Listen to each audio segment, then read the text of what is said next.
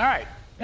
For my part, maybe Vietnam won't twist the knife after all. And that's the subject of the riff. The hottest tariff story right now is Xi Jinping's charm offensive in Southeast Asia. When asked about it, President Trump said Xi's tour is probably intended to screw the United States.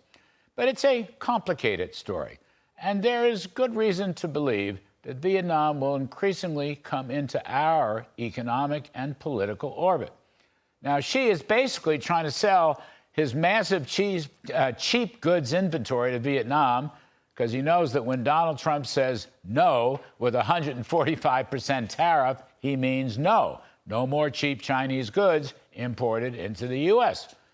Of course, the American-Vietnam story full of tragedy as 53,000 brave military service member people lost their lives in a hapless war, and President Gerald Ford finally ended it all by cutting and running from the rooftop of the U.S. Embassy back in 1975, in the worst American retreat in history, at least until Joe Biden cut and ran from Afghanistan in 2021. But let's go back to Vietnam. Yes, they went communist and still are, but Vietnam has recently liberalized its economy, and U.S.-Vietnamese relations have improved a lot. So what is Xi doing in Hanoi? Well, I can't be sure, but I think Vietnamese communist leader To Lam is hedging his bets between China and the United States. Remember, To Lam was the first person to respond to the Trump tariffs, the very first person. Meanwhile, last year, Vietnam imported $161 billion worth from China, but they exported $136 billion to the U.S.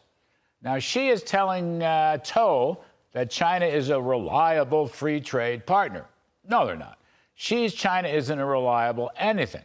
We know that because they broke the U.S.-China Phase 1 trade deal signed in early 2020. They broke it into 1 million pieces. The question now is how quickly the U.S. could make a trade deal with Vietnam. The first bit was a 46% tariff. Now it's down to 10%. And Vietnam would like a zero tariff for both countries. But here's the rub: transshipping. A recent study from the Harvard Business School reveals that Chinese goods worth billions of dollars have been quietly rerouted through Vietnam to dodge U.S. tariffs. Roughly 20% of Vietnam's exports to the U.S. were goods that probably originated in China. Take off the Made in China label, just replace it with the Made in Vietnam label, and presto, you have a Vietnamese export. Now, hat tip to Tip Insights for publishing that study. But the transshipping problem is one of those non-tariff barriers that Mr. Trump talks about. It's an issue that really shouldn't be that hard to work out in the context of very low or zero reciprocal tariffs between the U.S. and Vietnam. And the sooner the U.S. Trade Rep Jamieson Greer and the administration can work out a good deal with Vietnam, why then the more isolated China will become. And that's the riff.